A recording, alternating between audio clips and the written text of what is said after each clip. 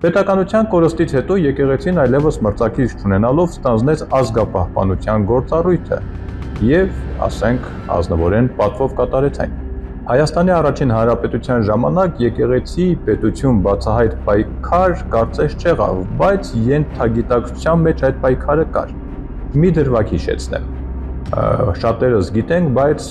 մի փոքր այլ տեսանկյունից փորձենք այն գնահատել։ Պետությունից նեղացած Անդրանիկը ում հանձնեց իր զենքերը Հայաստանից դուրս գալուց առաջ։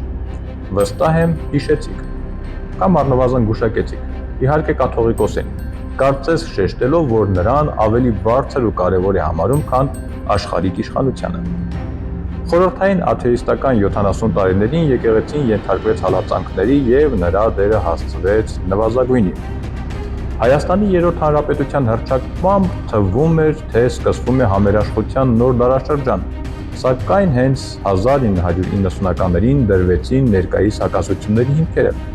Ծագեց մի նոր մրցակցություն ամենայն հայոց լինելու հավակնությունների շուրջ։ Եվ պետության ղեկավարը լինի դա նախագահ թե վարչապետ, եւ ամենայն հայոց կաթողիկոսը իրենց համարում էին ողջ հայության առաջնորդ։ Այս երկակիությունը ստեղծում էր պայքարի լրացուցիչ դաշտ։ Տարիներ շարունակ այս լարվածությունը կառավարվում էր մի չգրված օրենքով։ Աշխարհիկ իշխանությունը թելադրողն էր, սակայն հոգ էր տանում, որ հոգևոր դասը ոչնչի կարիք չունենա,